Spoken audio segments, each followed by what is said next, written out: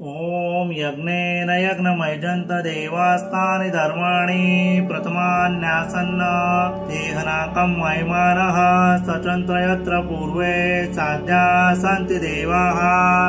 ॐ राजाधिराजाय प्रसह्यसायिने नमो वयं वै श्रवणाय कुर्महे समे कामान कामकामाय मह्यं कामेश्वरो वै श्रवणो ददातु कुबेराय वै श्रवणाय महाराजाय नमः।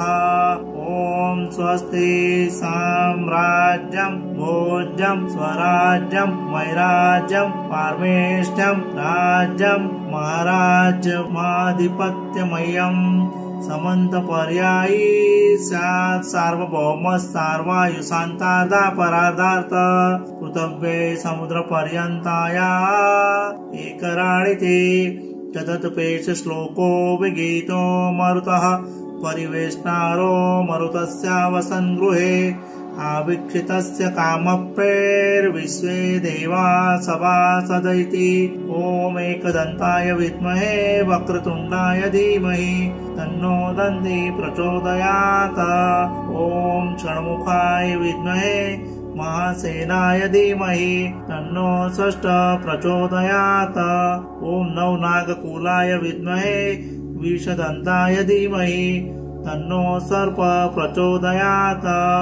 ॐ दक्षिणकालिये च विद्महे आदिशक्ति च धीमहि तन्नो देवी प्रचोदयात्। ॐ महालक्ष्मी च विद्महे विष्णुपत्नी च धीमहि तन्नो लक्ष्मी प्रचोदयात्।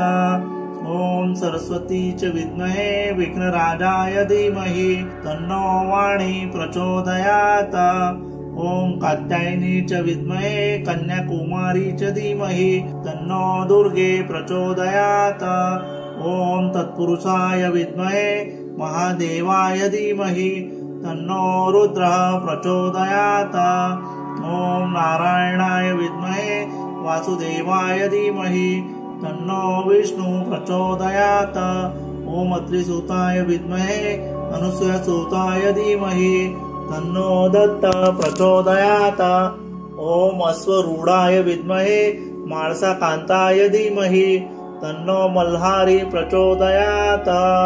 गणपति बप्पा मोरया मंत्रपुष्पाञ्जलिं समर्पयामि।